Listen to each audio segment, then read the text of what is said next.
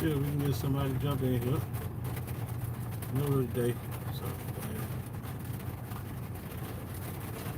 give it a few minutes.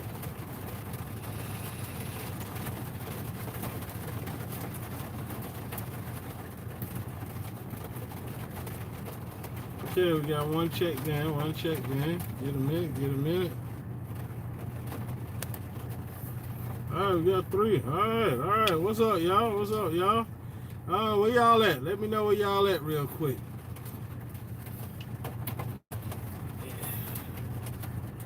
What up, Phil? What's going on? Philip? All right, like I say, I was gonna do part 3 live, just in case anybody had any questions or whatever. Actually, I'm in Niles, Michigan. Picked up a heavy load. Oakmont, Texas. Dog it, man. What's the name? Is Black Bear, what it is? Black Bear Restaurant open at TA? Stop by, let me know, baby. I head that way. Picked up this load yesterday out of Baltimore, out the port. It was an 86 truck move. I posted a picture of it in my community. I'm here in Niles, Michigan to deliver it. Yes, sir. Okay. And I get here and it's about 20 trucks in front of me and it's raining. And the reason I'm telling y'all all this, because part of that, switching the step deck 2 from box, part of that is knowing how your Fridays work out. Usually Fridays, we have to deliver a run and pick up a run to take us over the weekend. You know, if you don't get unloaded and deadhead, wherever you're trying to deadhead to make it to your next pickup, you're liable to be stuck over the weekend. Too many things don't move for us over the weekend. You know what I'm saying? So it's almost like it's 12 o'clock here now. Like I said, it's about 18 trucks in front of me. If I don't get me a load up out of here, I'll be stuck for the weekend, baby. You know what I'm saying? And, you know, forget the fact that being stuck for the weekend is the lost revenue. You know, like anything, your truck breakdown, yeah, it's expected. You know, that's part of, you know, your maintenance fund, whatever, but it's that lost revenue. That's the thing. Okay. Now, let me hit on a couple of points about, like, this load I got. It's an oversized load. Had to pull permits, 4-5 state permits, you know. With them permits, you have to read them. You really have to read them, and you have to, they ask you the process, you know, like your dimensions, they ask you all this, and the route you want to take. And 9 times out of 10, permits, like I use Comdata. I know a lot of guys use other people, but right at this point, I'm just using Comdata.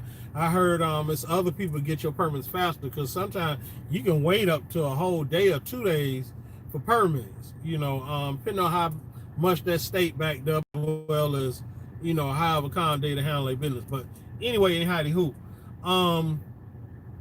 I try not to pull my permits too far in advance because I done learned the hard way.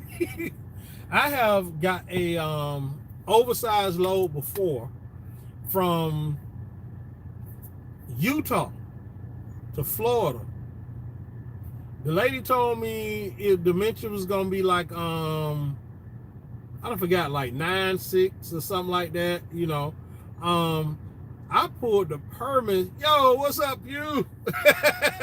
It's Charles in the house.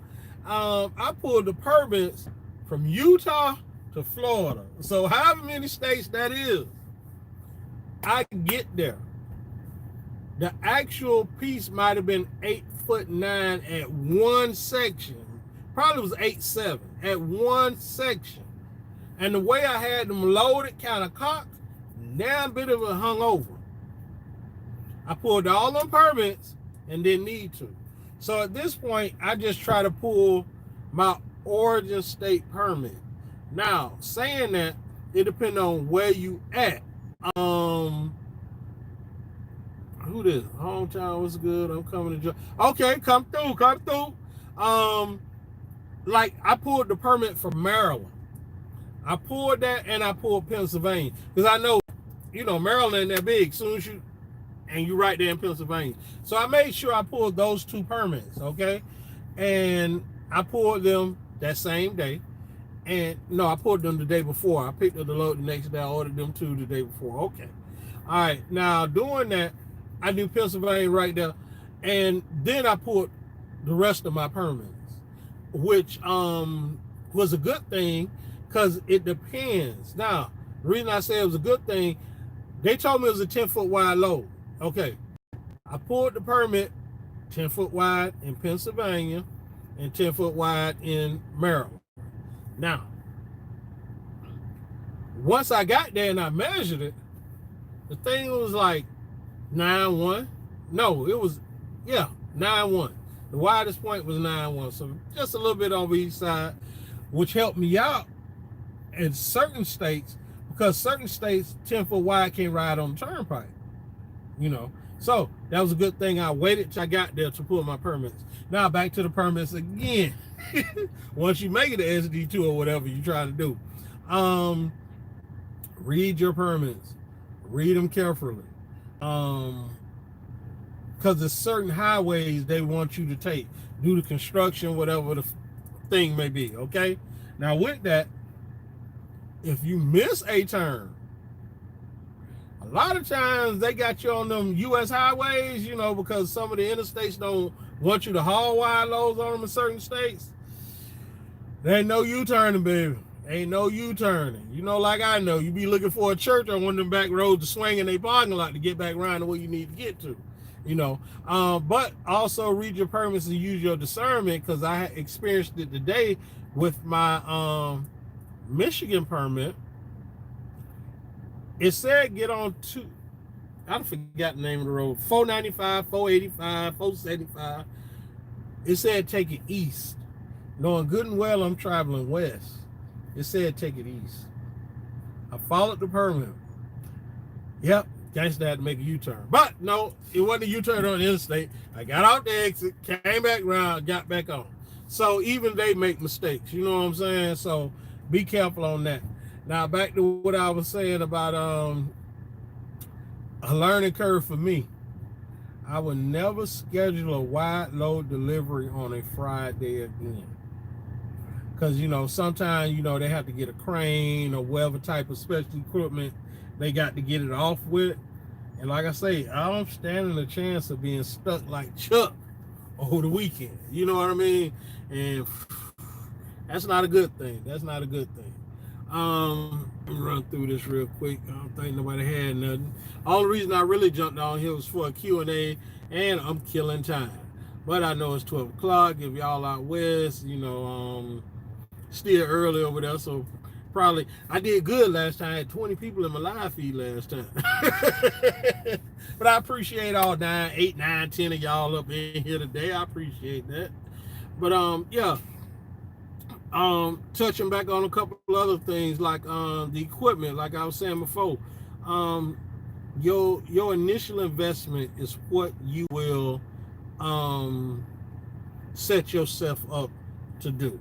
Like I say, chains, tarps, V-boards, dunnage, and like I have dunnage on the truck, and I have bought dunnage, I say up to 4 times, because when I first got the step deck, I went to Home Depot, bought me some dunnage, cover load I had to have, and then after I did the load, I had nowhere to put the dunnage. I had no headache rack.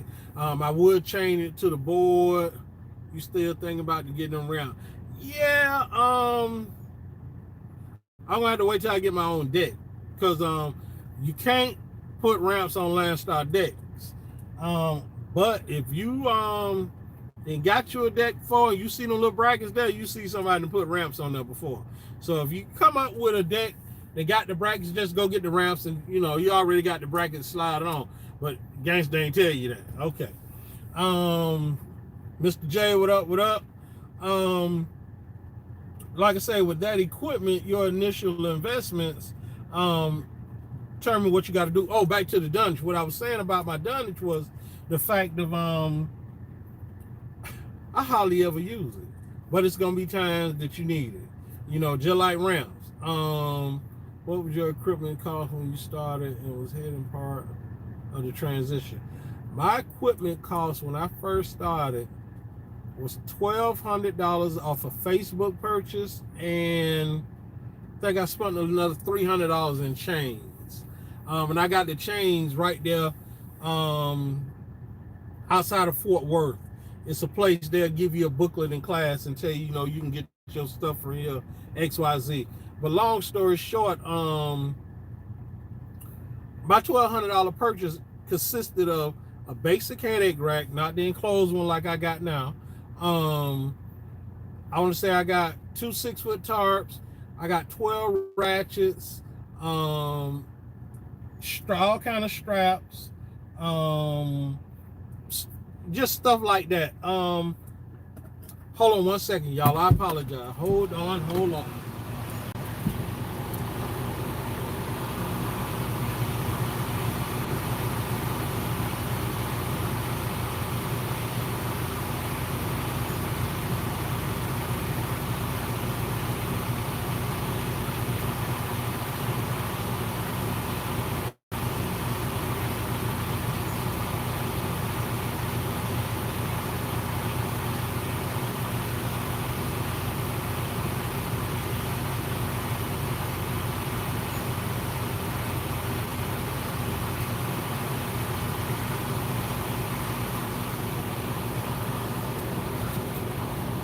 All right, my bad, y'all.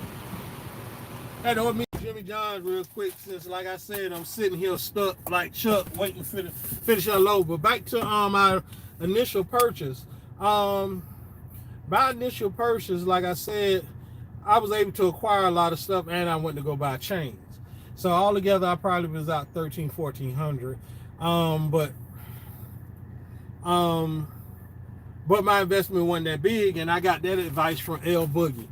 You know, and he hooked me up to going on Facebook Marketplace, and I looked around and I found it. And actually, I ended up selling that headache rack to get the one I got now with the cabinets and doors. And I found that from another BCO. And I want to say he charged me, because a new cabinet run you about $2,300-2,500. I ended up getting that cabinet for $1,000. You know, so hey, like I said, look on LCAP, talk to other BCOs as well as the Facebook Marketplace. Man, you can find stuff, because guys make that investment and realize they don't like it. You know what I'm saying? Is it work? Yeah. Does it get aggravating sometimes?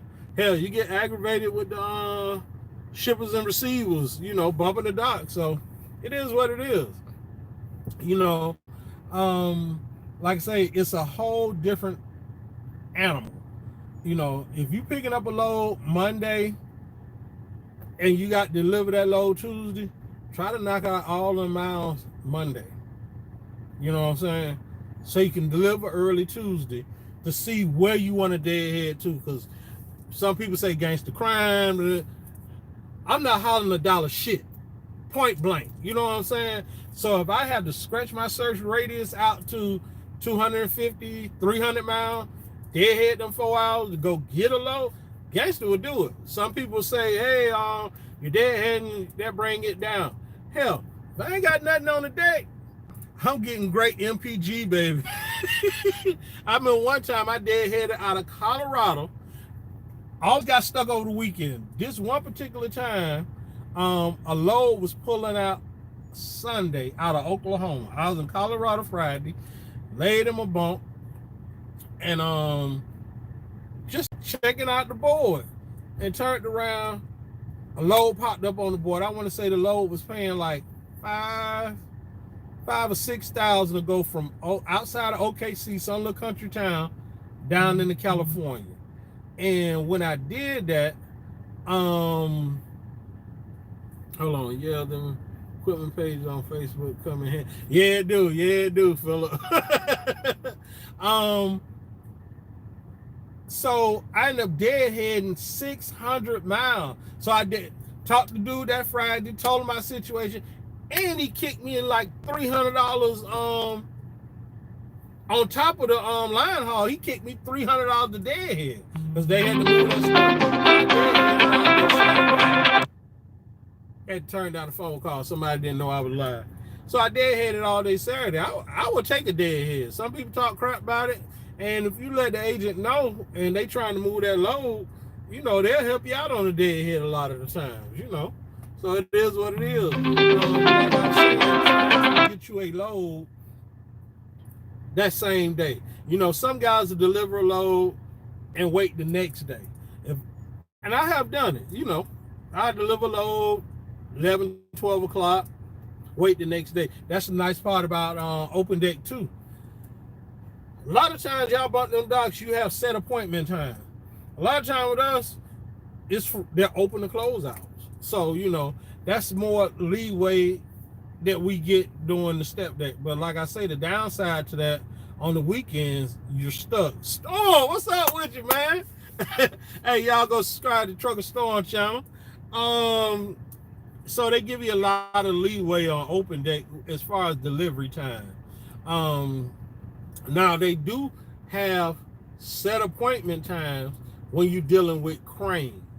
Now that crane is a big deal because you know them boys get paid hundreds of dollars an hour, you know, to have that crane out there on site. So when you're dealing with a crane appointment, you can't be laxy-daising around. You need to get that load there. And another thing about laxy-daising around, I'm going to reiterate, I'm saying the same thing. Try to get your deliveries there early when you're doing this open platform stuff, because you never know how far you're going to have to deadhead out to go find you another load. You know, especially like, say if I take a great paying load out to Wyoming, it's going to take me 2-3 days to get there, depending on where I'm bringing it from. My average 150-mile look radius don't work for me out there. You know, when I'm out in Wyoming, I stretch that thing out. I'm looking 500 miles out. Even if I got a deadhead a day to get to a good paying load, you know. And y'all know, like I know, once again, I ain't crying. The volume is back. The volume is back here at Landstar. The rates are slowly creeping back up, but you still see that dollar crap. You know, I ain't pulling $1.98, $1.99, $1.97. I'm just not doing it. You know. So you might have to look out for that run that's gonna pay you. But you also got to be realistic about the areas you in. If you in Wyoming, you ain't got a deadhead nothing but like 30, 40 miles to a load, and it's paying $1.70, but it gets you back to a high freight area, boom. I'll take that $1.70 then. But any other time I ain't taking it. You know what I'm saying? And luckily I haven't been pushed in the position that I had to do that. Especially not here lately. You know, like I say, since I done came back out after my truck went down, since I done came back out, you know, I'm probably averaging 250, 260 a mile right about now. Have I had to take a 223, 210 a mile load? Yeah, I done took it. Yeah, you know. But it evens out because this load I done snatched up here, I want to say this one paid me $307 a mile. So it added up. Yeah, I had to pull permits out of it, but I don't think my permits was over $100. I think the thing that cost me the most was the turnpike permits, and they was like $25 for Pennsylvania Turnpike, and I want to say it was another $25 for the Ohio Turnpike. And the sad part about it, I wasn't on the Ohio Turnpike that long because, of course, like I said, you got to follow the permits. Back to the permits again. Each state got their own way of laying out their routes. The states that do it in like Excel format, like they'll say, you know, mile marker 23, turn here, mile marker 33, get off on this exit, go 8 miles, get off on it. I like those. But some states will sit there and just write it out, right? And you can't hardly understand it. You know what I'm saying? Make sure you try to keep a printer in your truck if you decide to do this and you start getting, you know, having to pull permits. The reason I say that, because TA charges $250 a page. to print out your permits. You know what I'm saying? And they have a limit. They charge you up to $30, and then you can get so many pages, on top of that. But, by the time you print out, one permit might be 5 pages long. How many states you got to go through, because not only they have the couple of pages, that one page the route, one page the permit, one page might be general information, like what hours you could drive, what's the speed, like El Boogie always say, read your permits. You have to read them, because some states say you can travel 24 hours a day. Some states will tell you got to have an amber light to travel after a certain time. You got to enjoy doing step deck, because the money is not that big of difference in box. That is true, but at times it does get better than box. Right about now, it ain't, it ain't.